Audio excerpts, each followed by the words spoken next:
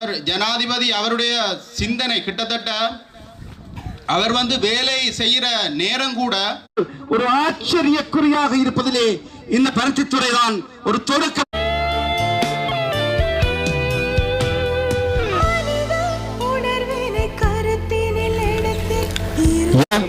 திரு ராமலிங்கம் சந்திரசேகரம் அவர்களின் வருகையை நாம்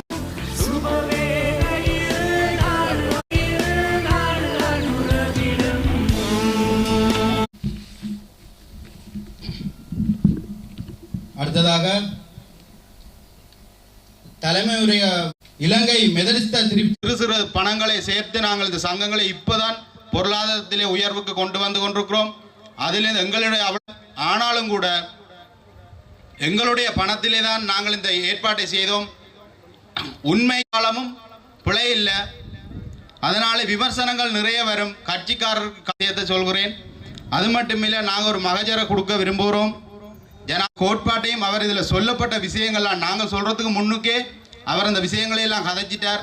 சங்க தலைவர்களையும் கூப்பிட்டு அவர் சந்திக்க ஒரு வாய்ப்பை தருமாறும் அதிமதிப்புக்குரிய ஜனாதிபதி அவர்களுக்கு வடமாகாணம் மீன்பிடி சங்கங்களாக இணைந்து எமது கரையோர பகுதிகளிலே உள்ள சில பிரச்சனைகளை திருத்தி அமைக்கும் வண்ணமாக 5 விடயங்கள் குறித்து உங்களது கவனத்திற்கு கொண்டு வருகின்றோம். அவ்வண்ணமாக எமது சமூகங்களின் மீள்வாழ்வுக்கான வழிகாட்டலை உங்களது அரசியலில் எதிர்பார்க்கின்றோம். எல்லை தாண்டிய அத்துமீறிய இந்திய நாட்டின் இழுவை படகுகளினாலே எமது சமூகத்தில் உள்ள தொழிலாளர்களின் வலைகள், மீன்பிடி உபகரணங்கள் அழிக்கப்பட்டு நஷ்டங்கள் ஏற்படுகின்றமை சட்ட ரீதியாக தடுக்கப்பட வேண்டும். எமது பகுதிகளில் சட்டவிரோத மீன்பிடி முறைகளினாலே சுருக்குவலை, டைனமோ, எமது கடல் வளம் அளிக்கப்படுகின்றது. இவைகள் நிரந்தரமாக தடுத்து நிறுத்தப்பட வேண்டும். காலநிலை மாற்றம் காரணமாக சிறு படகுகள் சென்று வரும் கடல் வழி வான்பாதை புனரமைப்பு செய்யப்பட வேண்டும். இதனால் எமது தொழிலாளர்கள் பாதிப்படைவதால் மிகவும் விரைவாக இவ்வேலை திட்டத்தை செய்து தருமாறு கேட்டுக்கொள்கின்றோம். 4வது, எமது கரையோர பகுதிகளிலே நடைமுறை உள்ள போதை வஸ்து கடத்தல் வியாபாரங்கள் முற்றாக தடை செய்யப்பட்டு கடத்தல் செய்பவர்கள், அதற்கு உடந்தையாய் இருப்பவர்கள் சட்டத்தின் முன் நிறுத்தப்பட வேண்டும். அவர்களின் சொத்துக்கள் அரசினால் பறிமுதல் செய்யப்பட வேண்டும். கடத்தல் போதை வஸ்து பாவனையினால் கரையோரம் வாழும் பிள்ளைகளின் கல்வி பாதிப்படைவதுடன் பாடசாலை இடைவிலகல் அதிகரித்து கொண்டிருக்கிறது. எனவே 16 வயதிற்கு உட்பட்ட எந்த பிள்ளைகளையும் கல்விசார் செயற்பாடுகளும் கட்டாயப்படுத்தப்பட்டு செயற்படுத்தப்படாத விடத்து பிள்ளைகள், பெற்றோர்கள் இருசார்களும் சட்ட நடவடிக்கை எடுக்கப்பட வேண்டும் என்று இந்த மனுத்தாக்கத்தினை கேட்டு மகஜரை கையிலே அவருடைய ஜனாதிபதியினுடைய பார்வைக்கு கொண்டு போக முன்னாள் பாராளுமன்ற உறுப்பினர் திரு ராமலிங்கம் சந்திரசேகரம் அவர்களை மதிப்புக்குரியவராக கருதி நாங்கள் எல்லா அமைச்சர்களும் இதை நாங்கள் சொல்ற போராட்டத்துக்கு எங்களை எடுத்துக்காட்டாக இல்லாமல் ஒரே தட்டி கழிக்கிற கூட்டமாக இருந்து எங்களுக்கு செயற்பட்ட இல்லாமல் இவர் மட்டும் இதை எடுத்து எங்களுக்கான பதிலை தருவார் என்ற நம்பிக்கையோடு நாங்கள் இவருடைய கையிலே எல்லா சங்க தலைவர்களும் எழும்பி இதை ஒப்படைத்து இதுக்கான நாட்டுக்கான மாற்றத்தை ஏற்படுத்துவீங்கள் என்ற நம்பிக்கையோடும் இதை நாங்கள் கையெழுப்பு விடுகிறோம்.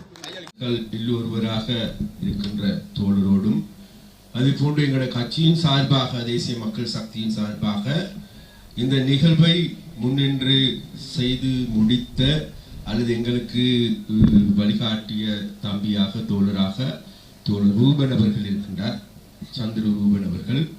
அவர்களுக்கும் எனது நன்றியையும் வாழ்த்துக்களை தெரிவித்துக் கொண்டு, அதே போன்று இங்கு கூடியிருக்கின்ற விசேடமாக ஊடகவியலாளர்களே, அதே போன்று இங்கு கூடியிருக்கின்ற அன்பார்ந்த தாய்மார்களே, தந்தையர்களே, சகோதர சகோதரர்களே,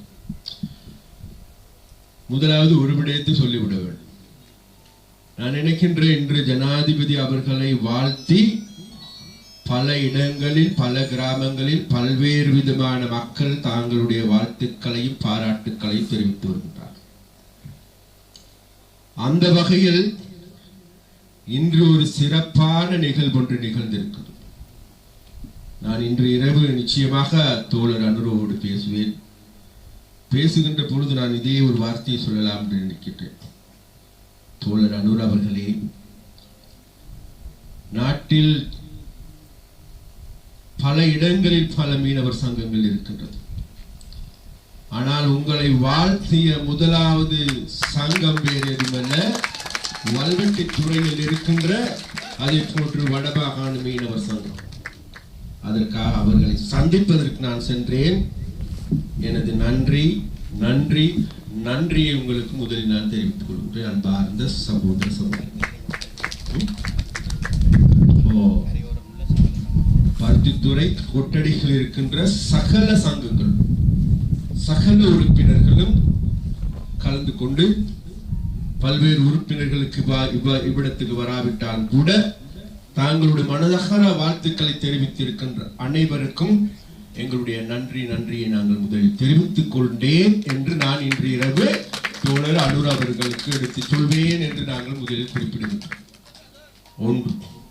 இரண்டாவதாக, நீங்கள் இந்த கூட்டத்தை ஏற்பாடு செய்கின்ற போது உங்கள் எல்லோருக்குமே தெரியும், கடந்த ஜனாதிபதி தேர்தல் மிகவும் முக்கியமான தேர்தலாக எங்களுக்கு இருந்தது. ஏனென்றால் எப்படியாவது இந்த 76 வருட சாபக்கேட்டில் இருந்து எமது நாட்டு மக்களை மீட்க வேண்டும் என நாங்கள் தொடர்ச்சியாக போராடி வந்திருக்கிறோம். அந்த தொடர்ச்சியான போராட்டங்களுக்கு பல்வேறு தியாகங்களையும் செய்திருக்கிறோம். அப்ப அந்த பல்வேறு தியாகங்களுடைய விலை பயனாகவே இன்று தோழர் அனுர் அவர்கள் ஜனாதிபதியாக தெரிவு செய்யப்பட்டிருக்கிறார். அவர் ஜனாதிபதியாக தெரிவு செய்யப்படுகின்ற போது உங்களுக்கு எல்லோருக்குமே தெரியும், விசேடமாக வடமாகாணத்தில் இருக்கின்ற யாழ்ப்பாணத்தில் இருக்கின்ற இங்க இருக்கின்ற 190% மக்களுக்கு அனுர ஜனாதிபதியா வருவாரா இல்ல ரணிலா அல்லது சஜிதா என்கின்ற போர்வையிலே இருக்கு. கூடுதலாக மக்கள் மத்தியில் அனுர வரமாட்டார் அப்படிங்கிற ஒரு கருத்து தான். அப்படி இருந்த போதிலும் கூட கடந்த 2019ஆம் ஆண்டு எங்களுக்கு வெறும் 1300 வாக்குகளே அனுரைக்கு வழங்கப்பட்டது. 2019ஆம் ஆண்டு. இந்த முறை யாழ்ப்பாணத்தில் வாழ்கின்ற நீங்கள் 28,000 வாக்குகளை வழங்கி மற்றவர்களுக்கும் நாங்கள் சளைத்தவர்கள் அல்ல என்பதை நிரூபித்து காட்டியிருக்கீங்க. பரவாயில்ல, அதற்கும் எங்களுடைய நன்றி. பெருவாரியான வாக்குகள் பெறாவிட்டாலும் கூட 21,000க்கு அதிகமான மக்கள், 21,000 அதிகமான குடும்பங்கள் எங்கள் மீது நம்பிக்கை வைத்திருக்கின்றார்கள். மற்றவர்களுக்கும் நாங்கள் சளைத்தவர்கள் அல்ல என்பதை மீண்டும் நிரூபித்தார்கள் இந்த யாழில் வாழ்கின்ற மக்கள். அதிலே நிச்சயமாக நான் நினைக்கின்ற நிமிடத்தில் இருக்கின்ற பெருவாரியான மக்கள் எங்களுடைய பங்காளிகளாக அல்லது எங்களுடைய வாக்காளர்களாக மாறிவிட்டது. அதே போல் இன்னும் ஒன்றை நான் குறிப்பிட்டாக வேண்டும்.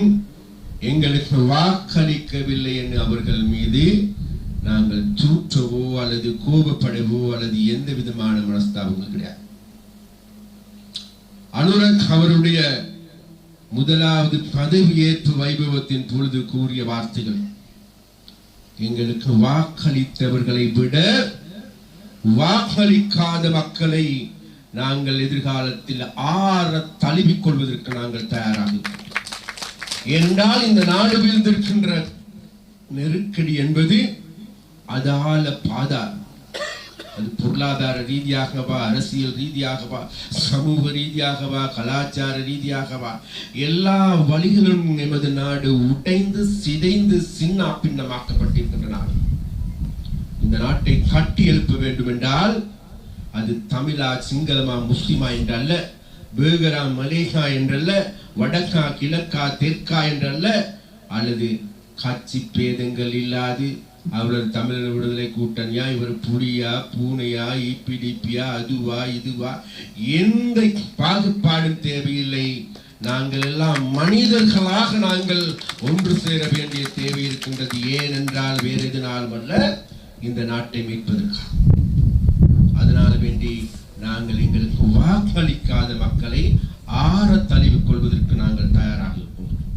அதனால்தான் நாங்கள் அனுர் தோழர் மிக தெளிவாக சொல்லியிருந்தார், தேசிய மக்கள் சக்தியும் நாங்கள் மிக தெளிவான முடிவெடுத்திருந்தோம். வேறு எதுவுமல்ல, வெற்றி கொண்டாட்டத்தின் போது பட்டாசு கொளுத்த வேண்டாம் என்று நாங்கள் உத்தரவிட்டோம்.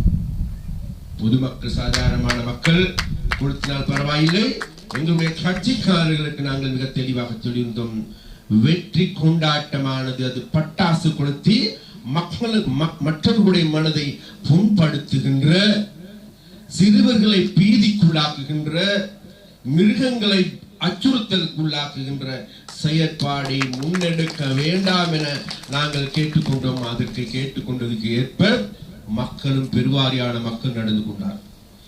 வேறு காலங்கள் உங்களுக்கு தெரியும், ஜனாதிபதியாக தெரிவு செய்யப்பட்ட பிறகு அல்லது அரசியல் ரீதியாக ஆட்சி பீடத்துக்கு வந்ததன் பிறகு பல மைல் கணக்கான கொள்முடர்கள், பல மைல் கணக்கான தூரங்களுக்கு பட்டாசுகளை ஒன்றாக கோர்த்து மணிஞான கணக்கில் வெடிபோடுகின்ற ஒரு விழாவாக மாற்றிய வரலாறு.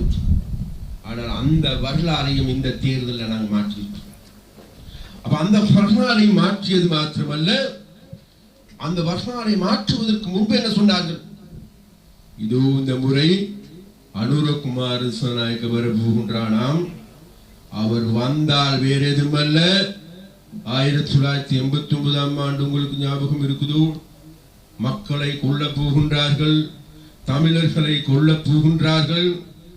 அது மாத்திரமல்ல, அவர் ஆட்சி பீடத்துக்கு வந்ததன் பிறகு இனக்கலவரம் வெடிக்கப் போகின்றது. பணக்காரர்களிடம் 2 பஸ்கள் இருந்தால் 2 கார் இருந்தால் 1 கார் பறிக்கப்படும், 2 வீடுகள் இருந்தால் 1 கார் 1 வீடு பறிக்கப்படும். அது மாத்திரமல்ல, கோயிலுக்கு செல்ல முடியாது, மணி அடிக்க முடியாது, பன்சலைக்கு செல்ல முடியாது, அதாவது அந்த ஊர்வலத்தில் யானைகளை கொண்டு வர முடியாது. அது மாத்திரமல்ல, பாங்கு ஓத முடியாது, பர்தா அணிய முடியாது. இவ்வாறான சர்வாதிகாரத்தை முன்னெடுப்பதற்காகவே அனுர வருகின்றான். அதனால் அந்த அனுரைக்கு வாக்களிக்க வேண்டாம் என கேட்டுக்கொண்டார்கள் முன்னைய ஜனாதிபதிகள் அனைவருமே. உங்கள் எல்லோருக்கும் தெரியும், இந்த ரணில் விக்ரமசிங்க அவர்கள் எடுத்துக்கொண்டாலும் சரி, சஜித் பிரேமதாஸ் அவர்களை எடுத்துக்கொண்டாலும் சரி, அவருடைய சகாக்களான ராஜபக்சாக்கள் எல்லோரும் பீதியை கட்டி எழுப்பினார்கள். அனுர வந்ததன் பிறகு நாட்டில் பாகாரிய கிளர்ச்சி ஏற்பட போகும். அது மாத்திரமல்ல, மறந்து விடாதீர்கள், 2022 ஆண்டு ஏற்பட்ட வரிசை யுகம் மீண்டும் எண்ணெய் வரிசை வரப்போகின்றது, பால்மாவுக்கான வரிசை வரப்போகின்றது. இவ்வாறு மக்களை பீதிக்குள்ளாக்கின்றார். ஆனால் உங்கள் எல்லோருக்கும் இன்று தெரியும், அதாவது தேர்தல் முடிந்ததன் பிறகு இலங்கை வரலாற்றிலே மிகவும் அமைதியான ஒரு நாடு இருக்குமாக இருந்தால் அது வேறு எதுமல்ல, இன்று இலங்கையில் இருக்கின்ற அனுரவின் ஆட்சியாகும். அப்ப அனுரோடைய இந்த ஆட்சியிலா, அதனால் எந்த விதமான வன்முறை இல்லாது, என் மக்களுடைய எந்த விதமான சடங்குகள் இல்லாது நகர்ந்து வருகின்ற ஒரு நிலைமையை இன்றைக்கு நாட்டில் இருக்கு. அதனால வேண்டி அவர்களால் சொல்லப்பட்ட பொய்கள் அனைத்துமே இன்றைக்கு பொய்யாக மாறி போயிருக்கின்றது, புதைந்து போயிருக்கின்றது. அதனால் இன்று இனிமேல் வருகின்ற போது நீங்கள் அந்த ராஜபக்சாக்களோ ரணில் விக்ரமசிங்காக்களோ வருகின்ற போது கேளுங்கள், என்னடாப்பா அனுர வந்ததன் பிறகு இப்படியெல்லாம் நடக்க போகுது சொன்னீர்களே, எதுவும் நடந்ததா? இல்லை, நடக்கவில்லை. மாறாக அனுரோட விளையாட்டு எப்படி என்று நீங்கள் கேட்க வேண்டிய ஒரு காலம் வரப்போகுது. ஏனென்றால் அனுர திசாநாயக்க அவர்கள் அதாவது சத்திய பிரமாணம் செய்கின்ற நிகழ்வின் போது, பதவி பிரமாண நிகழ்வின் போது, அதற்கு முன்பு இருந்த ஒவ்வொரு ஜனாதிபதிகளும் அந்த பதவி பிரமாண நிகழ்வுக்கு மாத்திரம் அன்பர்களே 3 கோடி அல்லது 4 கோடி ரூபாய் செலவழித்தார்கள். பெரிய பெரிய களியாட்டமாக கொண்டாடினார்கள். ஆனால் அனுர திசாநாயக்க அவர்கள், எங்களுடைய தலைவர் அவர்கள், தனது பதவி பிரமாணத்திற்கு வெறும் 30,000 மாத்திரம் செலவு செய்த ஒரே தலைவர் வேறு யாரும் அல்ல, எங்களுடைய தலைவர். அதன் மூலமாக நான் நாட்டுக்கு செய்து காட்டியிருக்கின்ற வேறு எதுவும் அல்ல, மக்களுடைய பணம். அதாவது அந்த 30,000 கூட எங்களுடைய பணம் அல்ல, மக்களுடைய வரி பணம். அந்த மக்களுடைய வரி பணத்தின் மூலமாகவே அதற்கு முன்னர் வந்த இது நாள் வரைக்கும் 9வது ஜனாதிபதி என்று கூறப்படுகின்றது. இந்த 8 ஜனாதிபதிகளும் அவர்களுடைய பதவி ஏற்பு வைபவத்திற்காக வேண்டி பாரிய களியாட்டங்களை நடாத்தினார்கள். அந்த களியாட்டத்திற்கு அவர்களுடைய அப்பனுடைய பணம் அல்ல, உங்களுடைய பணம். நீங்கள் கடலில் உயிரை பணையம் வைத்து இந்த கடலுக்கு சென்று மீன்களை பிடித்து கொண்டு வந்து அது ஏதோ ஒரு சிறிய தொகைக்கு விட்டு கடையில போயிட்டு பருப்பு வாங்குறீங்க, சீனி வாங்குறீங்க, பெட்ரோல் அடிக்கிறீங்க, ஏனி சாமான்கள் வாங்குகின்றீங்க, பால்மா வாங்குகின்றீர்கள். இதுக்கு எல்லாத்துக்கும் வரி அறிவிடுது. இந்த வரி வரி வரி என்று கூறித்தான் இன்றைக்கு இலங்கையில் இருக்கின்ற வரியின் மூலமாக கிடைக்கின்ற வருமானம் மாத்திரம் 180% வருமானம். அவ இந்த வசூப்பணத்தில் தான் இன்றைக்கு இது நாள் வரைக்கும் இந்த அமைச்சர்கள் என்கின்ற நாய்க்குட்டிக்கு எல்லாத்துக்கும் பால் கொடுத்தது யாரு, சாப்பாடு கொடுத்தது யாரு? வேறு யாருடைய பணமும் அல்ல, உங்களுடைய பணம். அந்த பணத்தையும் வாங்கி கொண்டு அந்த சம்பளத்தையும் வாங்கி கொண்டு அதோட நிறுத்தாம என்ன செஞ்சிருக்கிறாங்க, பார் பெர்மிட்டையும் வாங்கி இருக்கிறாங்க. பார் பெர்மிட்டை வாங்கினது மாத்திரமல்ல, உங்களுக்கு எல்லாருக்கும் தெரியும், மறுபக்கம் எங்கட சமுதாயத்தில் இருக்கின்ற ஒரு பிரச்சனை எங்கட பெரியோர்கள் சொல்லுவார்கள், அம்மா அப்பா சொல்லுவாங்க, அடே தம்பி குடிக்காதப்பா, குடியை கெடுத்து விடும் என்று சொல்லுவார்கள். குடியை கெடுத்து விடும் என்று கூறிக்கொண்டு வாக்குச்சாவடிக்கு போயிட்டு என்ன பார்காரனுக்கு ஓட்டு போட்டதுனால வரைக்கும் அதான் நம்மளோட வாழ்க்கை. ஏன்னு கேட்டா இந்த பாராளுமன்றத்தில் மாத்திரம் 100 பார் பெர்மிட்காரனுங்க இருக்கிறார்கள். அதுல எல்லாம் இன்னொரு நீங்கள சந்தோஷப்பட வேண்டிய விஷயம், நம்மட என்ன தமிழ் போராட்டம், தமிழ் உணர்வு, தமிழ் மக்களுடைய தன்மானம் என்று பேசிய என்ன பெரிய 5 பட்டையும் வச்சு கொண்டு இருக்கின்ற என்ன எங்கட 5 பட்டையும் வைத்துக் கொண்டு இருக்கின்ற இந்து மதத்திற்குனுடைய நான் தான் இந்து மத தலைவன் என்ற பாணியில கூறுகின்றவர்களும் கூட பார் பெர்மிட்டை வாங்கியிருக்கிறார். அதனால கேடுகட்ட அரசியல். அதனால நாங்கள் தொடர்ச்சியாக நாங்கள் சொல்லுகின்ற வேறு எதுவும் அல்ல, அவ்வாறான நபர்களுடைய பட்டியெல்லாம் உண்டா வெளியே வரப்போகிறார். அதனால யாரையும் விட்டு வைக்க போறது. ஏன் கேட்டா அந்த பார் பெர்மிட்டை வாங்கி கொண்டு கோடிக்கணக்கான காசுகளை வாங்கி கொண்டு அந்த பார் மூலமாக எங்களுடைய வாழ்க்கையை கெடுத்துக் கொண்டிருப்பது யாருன்னு கேட்டா, எங்களுடைய இளைஞர்களுடைய வாழ்க்கையை கெடுப்பது யாருன்னு கேட்ட வேறு யாரும் இல்ல, இந்த முதலாளிகள், இந்த அரசியல்வாதிகள். அதனால் இவர் அரசியல்வாதிகள் அரசியல் முதலாளிகளாக மாறி இருக்கிறார். அப்ப அந்த அரசியல் முதலாளியிடம் இருந்து தான் நீங்க கடந்த 21ஆம் தேதி இந்த நாட்டை மீட்டெடுத்து இருக்கீர்கள். அதனோடு எங்களுக்கு வாக்களித்தாலும் வாக்களிக்காவிட்டாலும் இன்றையில் இருந்து கடந்த 21ஆம் தேதியிலிருந்து நீங்கள் எல்லோருமே எங்களுடைய மக்கள், நீங்கள் எல்லோருமே இலங்கையர். அதனால வேண்டி நம்ம எல்லாருமே சேர்ந்து அந்த கேடுகட்ட அரசியலுக்கு, அரசியல் கலாச்சாரத்திற்கு முற்றுப்புள்ளி வைக்க வேண்டிய தேவை இருக்கின்றது. அப்ப அந்த தேவையின் நிமித்தமாக நீங்க எல்லாருமே ஒன்று சேர வேண்டியிருக்கும். அதனால அனுரத்தோல தனது 2வது உரைக்கும் பொழுது நாட்டு மக்களுக்காக உரையாற்றிய போது அந்த உரையில மிக தெளிவாக சொன்னார், வேறு எதுவுமல்ல, இந்த நாட்டில் இருக்கின்ற தமிழ் மக்களா, சிங்கள மக்களா, முஸ்லிம் மக்களா, எல்லா இன மக்களும் ஒரு தாய்களாக ஒரு கொடியின் கீழ், ஒரு குடையின் கீழ் அணிதிரள வேண்டும். அவ்வாறு அணிதிரளாத நாடு ஒரு போதும் முன்னேற போவதில்லை என கூறியிருக்கிறார். அதனால வேண்டிய உங்களுக்கு எல்லாருக்கும் ஒரு கடப்பாடு இருக்கின்றது. நாங்க ஒரு உத்தரவாதம் மாத்திருந்தார். இந்த நாடு இது நாள் வரைக்கும் இந்த நாட்டில் யார் ஆட்சி செய்தவர்கள் தேடி பார்த்தீங்கன்னு சொன்னா பிரபுக்கள், பெரிய பெரிய வம்ச பரம்பரை. அது மாத்திரம் சிங்களத்தில் சொல்ல போனா பெரிய வளவுக்காரர்கள். அந்த வளவுக்காரர்கள் பேர மாதம் சொல்லிப்பாங்க. 1948ஆம் ஆண்டு DS சேனநாயக்கங்கிறது பூத்திலே வளவுக்காரர்கள். அதுக்கு பிறகு SDR பண்டார் நாயக்கங்கிறது ஒரு கொல்ல வளவுக்காரன். அதுக்கு பிறகு தெரியுமா மறுபடியும் ஒரு கொல்ல வளவு, மறுபடியும் டட்சி சேனநாயக்கா, மறுபடியும் பூத்திலே வளவுக்காரனுங்க. மறுபடியும் 70ஆம் ஆண்டு சிறுமா அம்மையார் மறுபடியும் ஒரு கொல்ல வளவுக்காரனுங்க. 77ஆம் ஆண்டு JR ஜெயவர்தனா அவர்கள் எடுத்துக்கொண்ட கொள்ளு பிட்டிய வளவுக்காரன். பிறகு 17 வருடத்துக்கு பிறகு நாங்கள் தேடி பார்க்கின்ற பொழுது மறுபடியும் சந்திரிகா அம்மையார் ஒரு குள்ள வளவுக்காரர்கள். அதன் பிறகு எங்களுக்கு தெரியும் ராஜபக்சாக்கள் வந்தானுங்க. 11 வருடமாக நாட்டை ஆட்சி செய்தார்கள். வேறு யாரும் மெதமுலன வளவுக்காரர்கள். அண்மையில நாட்டை விட்டு வெளியேறிய அடிச்சு விரட்டிய கோட்டாபே ராஜபக்சாவும் கூட வேறு யாரும் அல்ல, மெதமுலன வளவுக்காரர்கள்.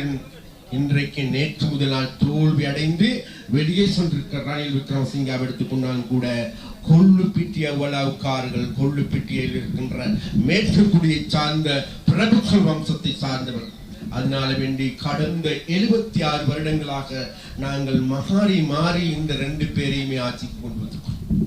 2 பேருமே சேர்ந்து இன்னைக்கு என்ன செய்திருக்காங்க என்றால் இந்த நாட்டை அதகால பாதாளத்தில் தள்ளி வச்சிருக்கிறார். கடந்த 2022ஆம் ஆண்டு ரணில் விக்ரமசிங்க ஆட்சி பீடத்துக்கு வருகின்ற பொழுது $89 பில்லியன் இருந்த கடன் அவன் ஆட்சி விட்டு போகின்ற போது 101 பில்லியனாக அதிகரித்தது. கடன் வாங்கினா பரவாயில்ல, கடன் மூலமாக எங்களுக்கு ஏதாவது நாட்டுக்கு ஏதாவது உண்மையிலேயே நன்மை நடந்திருக்குதா என்று தேடி பார்க்கின்ற பொழுது கிடையாது. எல்லா வழிகளையும் கொள்ளடித்தவர்களாக இருக்கிறார். ரணில் விக்ரமசிங்காங்கிறது வேறு யாரும் அல்ல. இப்ப அண்மையில நேற்று முதல் நாள் இருந்து விசாரணை ஆரம்பிக்கப்பட்டிருக்கின்றது. வேறு மத்திய வங்கியில இடம்பெற்ற பிணை முறி மோசடி, அந்த பிணை முறி மோசடியின் மூலம் மாத்திரம் 1100 கோடி ரூபாய் மோசடி செய்தவர்கள் வேறு யாரும் அல்ல, இந்த ரணில் விக்ரமசிங்கா உள்ளிட்ட அவருடைய கஜானாக்கள் சேர்ந்து கொண்டு தான் 1100 கோடி ரூபாய். 1% 2% இல்ல. அவன் ரணில் விக்ரமசிங்காவிட்ட அப்பண்ட பணமாக இருந்தால் அல்லது அவன் கஷ்டப்பட்டு உழைத்த பணமாக இருந்தால் எங்களுக்கு பிரச்சனை இல்லை. அது வேறு யாருடைய பணமும் அல்ல, உங்களுடைய பணம். உங்களுடைய பணத்தை திருடியவர்களை விசாரிக்க வேண்டுமா இல்லையா என்பதை நீங்கள் தீர்மானிக்கும். அதனால எடுத்த நல்ல முடிவை இந்த முறை நாங்கள் சிந்திக்க வேண்டிய தேவை இருக்கு. மறுபுறம் நாங்கள் உங்களுக்கு எல்லாருக்கும் தெரியும், கடந்த 2019ஆம் ஆண்டு இந்த நாட்டில் பல்வேறு விதமான சதி சூழ்ச்சிகளையும் செய்து கோட்டாபே ராஜபக்ச ஆட்சிக்கு வருகின்ற போது நாங்கள் நினைச்சோம் கோட்டாபே ராஜபக்ச ஆட்சிக்கு வருகின்றார், அது மாத்திரமல்ல அவர் யுத்தத்தை வென்றவர், நல்லவர் இருப்பார் போல கேட்டா, அதனால சொல்லி எதுவாக இருந்தாலும் வந்தா ஏதாவது செய்வான் போல தெரியுது அப்படிங்கிறது எங்களுக்கு ஒரு நம்பிக்கை இருந்தது. அந்த நம்பிக்கைக்கு ஏற்பத்தான் இங்க யாழ்ப்பாணத்தில் இருக்கின்ற இளைஞர்கள் எடுத்துக்கொண்டாலும் சரி, இங்க வல்வெட்டி துறையில் இருக்கின்ற இளைஞர்கள் போது எல்லா இடங்களையும் சுவரோவியங்கள் வரைந்து நாட்டை அழகுபடுத்தினார்கள். ஏன் கேட்டா எங்களோட மனசுல இருந்து எங்களுக்கு ஒரு அழகான நாடு வேண்டும் என்று, அந்த அழகான நாட்டை உருவாக்குவார் என்று நாங்க எதிர்பார்ப்போடு தான் எங்களோட சுவர்கள் எல்லாத்தையும் நல்ல முறையில கிளீன் பண்ணி சுவரோவியங்கள் வரைஞ்சோம். என்ன நடந்துச்சு 2 வருஷத்துக்கு பிறகு நாங்க பார்க்கின்ற பொழுது, அது மாத்திரமல்ல அவர் ஆட்சிக்கு வந்து 3 மாதம் தான், வேற எதுவும் இல்லை.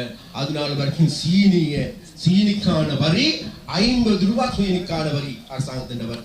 அந்த வரியை 25% உரைத்தார்கள். 25% குறைத்து விட்டு தனது நண்பர்களுக்கு சீனி இறக்குமதி செய்ய விட்டார்கள். அதன் மூலமாக நாட்டுக்கு இல்லாமல் போன வரி பணம் மாத்திரம் 1560 கோடி ரூபாய். அந்த 1560 கோடி ரூபாய் யாருடா எடுத்துக்கொண்டான்னு கேட்டா வேறு யாரும் இல்ல, கோட்டாபே ராஜபக்சாவின் நண்பர்கள் தான் சீனி இறக்குமதி செய்தார். அப்ப அந்த வகையில் இந்த நாட்டை கொள்ளை அடிக்கின்றவர்களா? இந்த 2 உதாரணத்தை சொன்ன வேறு பாரான ஆயிரக்கணக்கான உதாரணங்கள் இருக்கு. என்கிட்ட இவர்கள் அவ்வாறான விளையாட்டை விளையாண்டு இருக்கின்றார். அப்ப அந்த வகையில் இந்த நாட்டை சூறையாடியவர்களிடம் இருந்து மீட்ட நாள் தான் வேறு எதுமல்ல கடந்த மாதம் 21ஆம் தேதி. அதனால இன்றைக்கு நாங்கள் அவ்வாறான திருடர்கள் மீட்டிருக்கின்றோம். அது மாத்திரமல்ல, மீட்டது மாத்திரமல்ல, எதிர்வரும் காலங்களில் நிச்சயமாக எமது நாட்டை கொள்ளை அடித்ததன் காரணமாக அதற்கெல்லாம் சரியான பதிலடியாக அவர்களை தேடி பிடித்து கண்டு விசாரித்து சட்ட ரீதியான நடவடிக்கை எடுக்க வேண்டும்.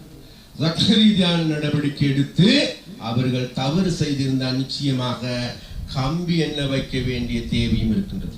அதனால வேண்டிய அன்பர்களே உங்களிடம் நாங்கள் கேட்டுக்கொள்கின்றோம். அவ்வாறான ஒரு அரசியல் தான் இந்த நாட்டில் இலங்கையில் அரசியலாக இருக்கு. அதே போன்று இன்றைக்கு வடப்பகுதி அரசியல் எடுத்துக்கொண்டாலும் கூட, தமிழ் அரசியல் எடுத்துக்கொண்டாலும் கூட, எல்லாற்றுக்கும் தமிழ் ரத்தம் என்று நல்ல தமிழ் மக்களுடைய ரத்தத்தை சூடேற்றி அதுல குளிர் காய்ந்த அரசியல்வாதிகள் தான் இருக்கிறார். கடைசி நேரத்தில் என்னடான்னு தேடி பார்த்த பேர் அவன் பார் வாங்கியிருக்கிறான், இவன் சூப்பர் மார்க்கெட் வாங்கியிருக்கிறான், அவன் செட்டு வாங்கியிருக்கிறான், அவன் பெட்ரோல் வாங்கியிருக்கிறான், ராஜபக்சா கிட்ட காசு வாங்கியிருக்கிறானுங்க. எல்லாம் காசு பணத்திற்காக வேண்டி சூரம் போன அரசியல்வாதிகள் தான் தமிழர்களுடைய ரத்தத்தை பற்றி, தமிழர்களுடைய தன்மானத்தை பற்றி பேசுகின்றவர்களாக இருக்கின்றார்கள். அதனால் இனியும் அவர்களுக்கு தெரியும் என்னவென்றால், இனியும் தமிழ் மக்களை ஏமாற்ற முடியாது. இன்னைக்கு இருக்கின்ற இளைஞர்கள் என்பது, இன்னைக்கு இருக்கின்ற சமூக வலைத்தளங்களில் இருக்கின்ற ஊடகவியலாளர்கள் என்பது, அல்லது சோசியல் மீடியாவில் இருக்கின்றவர்கள் என்பது எல்லா விடயங்களையும் அலசி ஆராய்கின்ற, எல்லா விடயங்களையும் உடனுக்குடன் தெரிந்து கொள்ளுகின்ற அன்பர்களாக மாறி இருக்கின்றார்கள். அதனால் வேண்டி இனியும் இந்த நாட்டில் இருக்கின்ற தமிழ் அரசியல்வாதிகள் கொண்டு சொல்ல வேண்டாம், இனியும் தமிழ் மக்கள் மீது நீங்கள் மிளகாய் அரைக்கலாம் என்று நினைத்துக் கொண்டார். அது சரி வராது ஐயா என்று சொல்லி வைக்க வேண்டும்.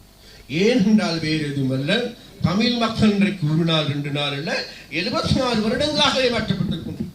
74 வருடங்களாக எங்களுடைய தேசிய பிரதிநிதி இருக்கின்றேன், அல்லது எங்களுடைய வறுமை ஒழிக்கின்றேன். இவ்வாறு எல்லா காலங்களிலும் அவ்வாறு கூறியே எங்களுடைய வாழ்க்கையை நாசமாக்கி இருக்கின்றார்கள். அதே போன்று இன்றைக்கு மீனவர்களாகி உங்களுக்கு எல்லோருக்கும் தெரியும், யாழ் மாவட்டத்தில் 120% வேறு யாரும் அல்ல, மீனவர்கள். அந்த மீனவர்கள் என்பது 1980ஆம் ஆண்டு காலங்களை நாங்கள் திரும்பி பார்க்கின்ற போது, இலங்கையிலிருந்து ஏற்றுமதி செய்யப்பட்ட மீன்களில் 180% மீன்களை வழங்கியவர்கள் வேறு யாரும் அல்ல, வடப்பகுதி கடல் பரப்பில் இருக்கின்ற எங்களுடைய மீன்கள். அந்த மீன்களுடைய வாழ்க்கை இன்றைக்கு தத்தளிக்கின்றது, கடலில் தத்தளிக்கின்றவர்களாக இருக்கின்றார்கள். எங்களுடைய வாழ்க்கை தத்தளிப்பால் நிலைக்கு உள்ளாக்கப்பட்டவர்களாக இருக்கின்றார். ஒரு பக்கம் இந்தியா வந்து எங்களுடைய இரத்த உறவுன்னு சொல்லிக்கொண்டு, எங்களுடைய தொப்புள் கொடி உறவுன்னு சொல்லிக்கொண்டு எங்களுடைய கடல் பரப்பையே வாரி கொண்டு போகின்றார். இவ்வாறு போகுமா இருந்தால் இன்னொரு 25 வருஷத்துக்கு பிறகு எங்களுடைய கடல் பரப்பு எதுவுமே இருக்காது. அதனால அதற்கு நாங்கள் கடிவாளமிட வேண்டும், அதையும் தடுத்து நிறுத்த வேண்டும். அதை தடுத்து நிறுத்துவதற்கு உங்களுடைய ஆதரவு வேண்டும். எங்களுக்கு வேற யாருடைய ஆதரவு, வேறு யாருக்கும் விலை போகின்ற அரசாங்கம் அல்ல. அனுருடைய அரசாங்கம், அது இந்தியாவா, சீனாவா, அமெரிக்காவா, யாராக இருந்தாலும் யாருக்கும் விலை போக மாட்டோம் என்கின்ற உத்தரவாதத்தை இந்த இடத்தில் சொல்கின்றோம். அதனால வேண்டி இன்றைக்கு மீனவர்கள் முகம் கொடுக்கின்ற பிரச்சனைகளை நாங்கள் இன கண்டிருக்கின்றோம். அதை தீர்ப்பதற்கு ஏதுவான நடவடிக்கைகளை எடுப்போம் என்கின்ற உறுதிமொழியை நாங்கள் வழங்குகின்றோம். அதற்கு ஏற்ற வகையில் தான் அண்மை காலங்கள் உங்களுக்கு தெரியும், அண்மை காலங்களில் ஒரு சில பொருட்களுடைய விலைகள் குறைக்கப்படுகின்றன. பெட்ரோல் விலை எடுத்துக்கொண்டால், டீசல் விலை எடுத்துக்கொண்டாலும் சரி, மண்ணெண்ணெய் விலை எடுத்துக்கொண்டாலும் சரி, இது விசேடமாக மீனவர்களுடைய வாழ்க்கைக்கு ஒரு தேவையான அத்தியாவசியமான ஒரு நடவடிக்கை. அது மாத்திரமல்ல, எதிர்வரும் காலங்களில் இப்போ உங்களுக்கு எல்லாருக்கும் தெரியுமா, இலங்கையில் இங்க இருக்கின்ற மீன்பிடி தொழிலை முன்னிட்ட கடல் தொழிலை உதாரணமாக கொண்டு இயங்குகின்ற பல நிறுவனங்கள் இருக்கின்றது. அந்த நிறுவனங்கள் எல்லோருமே இன்றைக்கு எங்களுடைய கட்டுப்பாட்டின் கீழ் வரப்போகின்றது. அதனால வந்து பழைய ஆட்களுடைய விளையாட்டெல்லாம் முடிய போகுது. இனி பழைய ஆட்களுடைய விளையாட்டுகள் அல்ல, உங்களுடைய விளையாட்டு தான் இனிமேல் ஆரம்பமாக்கும். நாங்கள் சொல்லுகின்றோம், நாளைக்கு இந்த மீன்பிடித்துறை சம்பந்தமான நடவடிக்கையின் பொழுது நிச்சயமாக உங்களுடைய ஆலோசனைகள், அனைவருடைய ஆலோசனைகளை பெற்றுக்கொண்டே நாங்கள் இதுகளை முன்னெடுப்போம். அதனால வேண்டி நாளைக்கு இதில் இன்னைக்கு இருக்கின்ற தலைவர்கள் நிச்சயமாக இதில் திறமையானவர்கள் இருப்பார்கள் என்றால், தகுதியானவர்கள் இருப்பார்கள் என்றால், நிச்சயமாக நாளைக்கு மீன்பிடித்துறை சம்பந்தமான பணிப்பாளர்களாக, பணிப்பாளர் குழுவின் தலைவர்களாக, அதன் ஆலோசகர்களாக மாறப்போவது வேறு யாருமல்ல, இவர்களாகத்தான் இருக்க வேண்டும். அதனால நிச்சயமாக என்கிட்ட நான் இந்த யாழ்ப்பாணத்துக்கு வந்து இன்றைக்கு 10 வருடங்கள் ஆகுது. 10 வருஷம் தொடர்ந்து விட்டு போகிறது இல்லை. நாளைக்கு எங்களுடைய அரசாங்கத்தின் கீழும் எனது பணி தொடரும். அது மாத்திரமல்ல, எதிர்வரும் பாராளுமன்ற தேர்தலுக்கு பிறகு எங்கட இந்த பாராளுமன்றத்தில் நிச்சயமாக யாழ்ப்பாணத்தை பிரதிநிதித்துவம் செய்கின்ற பல உறுப்பினர்கள் இந்த பாராளுமன்றத்தில் இருப்பார்கள். உங்களோட பிள்ளைகள், வேறு யாருமல்ல, உங்களோட பிள்ளைகள், உங்களுடைய யாழ்ப்பாணத்தை சார்ந்தவர்கள் இருப்பார்கள் என்பதையும் கூறிக்கொள்வதோடு, இந்த யாழ்ப்பாணத்தில் இருக்கின்ற பல்வேறு விதமான பிரச்சனைகள் எங்களுக்கும் இருக்கின்றன. அப்ப அந்த பிரச்சனைகளை நீங்க சுட்டி காட்டியிருக்கின்ற அந்த மது போதைகள் இருந்து ஏன்னா இளைஞர்களை மீட்டெடுக்க நிச்சயமாக அனுரத்தோடு மிக அவருடைய திடச்சங்கத்துமான வார்த்தைகள் ஒரு வார்த்தை தான். நிச்சயமாக நாங்கள் நாளை இந்த நாட்டில் போதை பொருள் இருந்து போதை பொருளற்ற ஒரு நாடாக கட்டி எழுப்போம் என்று மிக உறுதியாக குறிப்பிட்டிருக்கிறார். அது ஏனென்றால் வேறு எதுவல்ல, அந்த போதை பொருளுக்கு உள்ளாகுகின்றவர்கள் கூடுதலாக இன்றைக்கு தேடி பார்க்கின்ற போது வேறு எங்குமல்ல, யாழ்ப்பாணத்தில் கூடுதலான போதை பொருளுக்கு அடிமையாக இருக்கின்றவர்கள் கடற்கரையை அண்டிய இளைஞர்களாகவும் யுவதிகளாகவும். அப்படியாக கடற்கரை அண்டியாக இருப்பது யாருன்னு கேட்டா எங்களுடைய பிள்ளைகள், எங்களுடைய மகன்மார், எங்களுடைய சகாக்களாகும். அதனால வேண்டி எங்களை இந்த நிலைமைக்கு தள்ளியது யார்? இந்த நாட்டின் போதைப் பொருளை கொண்டு வந்தது யார்? இந்த நாட்டின் போதைப் பொருளுக்கு அடிமையாக்கியவர் யார் என்றால் வேறு யாரும் இல்லை, அதற்கு பின்னாலும் கூட அரசியல்வாதிகளே இருக்கின்றார்கள். அந்த அரசியலுக்கு நாங்கள் முற்றுப்புள்ளி வைப்போம். அந்த அரசியலில் இருந்து எமது இளைஞர்களை மீட்டெடுப்பதற்கான நடவடிக்கைகளை எடுப்போம் என்பதையும் நாங்கள் இந்த இடத்தில் நாங்கள் உறுதியாக கூறுகின்றோம். அதே போன்று உங்களுக்கு எல்லோருக்கும் தெரியும், இந்த பிரதேசத்துல வாழ்வெட்டு கும்பலுடைய என்ன பாகிய விளையாட்டுகள் கொஞ்சம் போகும். அப்ப அந்த வாழ்வெட்டு கும்பலுடைய விளையாட்டுகளுக்கு நாங்கள் ஒன்று சொல்லுகின்றோம், வேறு யாரும் அல்ல, இந்த வாழ்வெட்டு விளையாடுறது நம்மட பசங்கள். அது நம்மட பசங்களுக்கு சொல்றப்பா, இனிமேல் அந்த விளையாட்டெல்லாம் நிப்பாட்டுங்க. நாங்க எதிர்வரும் காலங்கள் உங்களுக்கு பிரச்சனையா, தொழில் வாய்ப்பு பிரச்சனையா, ஏனைய பிரச்சனைகளா, இந்த பிரச்சனைகளை நாங்கள் தீர்ப்பதற்கு தயார்.